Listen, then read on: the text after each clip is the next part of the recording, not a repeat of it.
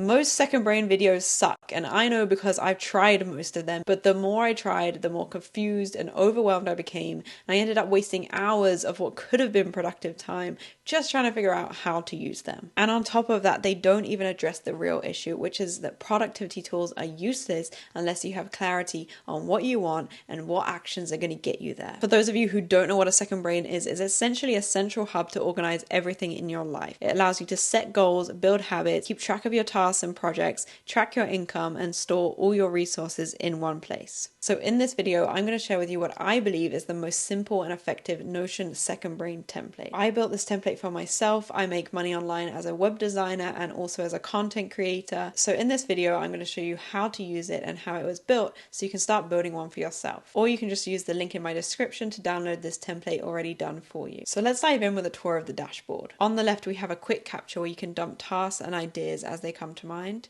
You have a summary of tasks to be done today and this week, and then links to the most used tools, including content workflow, finance tracker, and goal setting. Then on the right, we have progress trackers, big picture goals, which are then broken down into non-negotiable tasks for the next 3 months. And then you have your habit tracker, and at the bottom, a calendar so you can see everything you have going on and quickly add tasks as they come up. I made this template with the intention not just to have everything clean and organized like this, but to actually help you create a vision for your life and take action to make real progress towards it. And so the first step is to design your life. In here, I've given you 3 exercises which I found the most helpful in creating a clear vision for your future. And so once you've done these exercises and have more clarity about what you're actually working towards, you can come in and put your goals in here. I believe 1-year goals are optimal here because any more than this and they start to feel a bit abstract and too far out of reach. Enter your yearly targets in here so you can track them, and I encourage you to be as ambitious as you can with these. Then once you have these, you want to break these down into practical tasks that are going to move you closer towards these goals. It's really important that these are actions and not results. We want to focus on the things that we can control, and it's the stacking of these actions consistently without paying attention to the results that ultimately will get you to your goals. After this, we get even more practical and break these down into everyday actions that will move you 1% closer towards your goals. If you're trying to build habits, I wouldn't recommend any more than 3 to 5 habits here. 5 really is the max. The slower you build habits, the more likely they are to stick, which is the goal. Eventually, you want to be able to remove habits and add new ones to this habit tracker because the old habits have become so second nature that now you do them without even thinking about it. And so this is all linked to the main dashboard so that you always have your goals right here at the front of your mind. Again, I like to have the big picture goals hidden because we're focusing on the actions and not the outcomes. Okay, quick capture. This is for capturing the thoughts and ideas that you get throughout the day. Maybe it's a cool content idea that you got, maybe it's a new marketing strategy to test out for your business, or a new project that comes to mind. I like to have this page linked on the home screen of my iPhone, which you can do like this.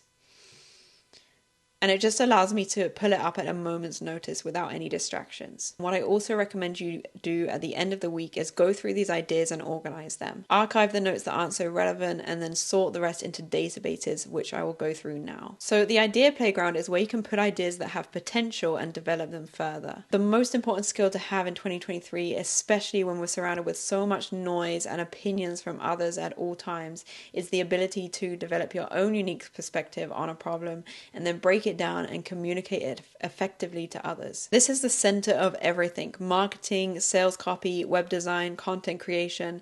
This is the place you're going to develop this skill using this template here to help you. Quotes. This is where you can store quotes and use them as references so you can use them for your content or your newsletters. I like to filter them on topic rather than author so you can find things more easily when you need them. Notes. These are where all your notes go from: books, podcasts, YouTube videos. At the top are the books you've read, and at the bottom is your reading list. So you can come in here and take notes, and then once you've finished, tick it as read and it will move to the top and store those for you. And then lastly, content ideas. So I'm going to talk you through what I found to be the most effective content workflow. This is the workflow that has allowed me to create 10 TikTok style reels and write 1 newsletter every single week consistently. And it starts with noting down inspiration as it comes to mind. Maybe you're on a walk and you have a content idea, or you're scrolling and you see something. Then when you're sorting these, if you think it has potential, you drag it in here and add it to content drafts.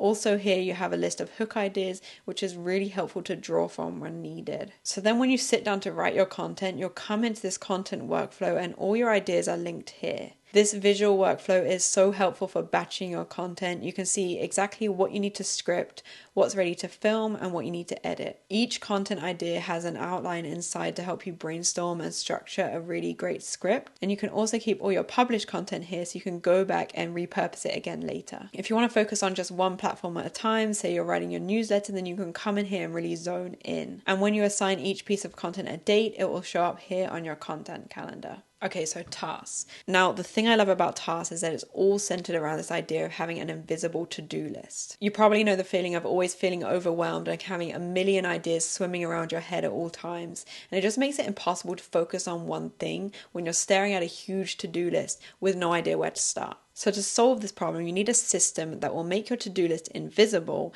and then only show you the 1 to 3 tasks that you actually need to see at any one time when you need to do it. So here's how this works. This is your quick capture.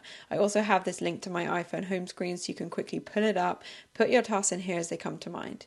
You can assign them a date or leave it blank, and then once you assign it a project, it will disappear from this view here so you can keep your mind clear. All the tasks that have been assigned a date will show up here on your calendar, and all the tasks that have been assigned a project but are waiting to be assigned a date will show up here. This makes it really easy to see visually what you need to do this week and what needs to be done in each project, and if you have time to add it into your calendar. And then if you want to manage your projects, you would come in here and do that. So then going back to the dashboard, it will automatically show today's tasks and this week's tasks so that you only see the things that you need to focus on now. And then once it's done, you can tick it and it disappears, and it's so satisfying. Okay, finance. I don't know about you, but I love tracking my finances. It just makes me feel so much more in control, being able to visualize it in front of me. And I love this finance tracker because I put all my business and personal expenses all in one place, which makes it so simple. So you add in your different accounts here, and you can add a starting balance to track your real-time balance, or you can start from zero. Then when you add an expense or income, just make sure to link it to the relevant account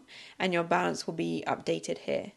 Really simple, I just love it. So that's it. If you made it this far in the video, I hope you found some helpful tips when creating your own second brain. And if you want to use this template, then you can find it in the description. Thank you for watching.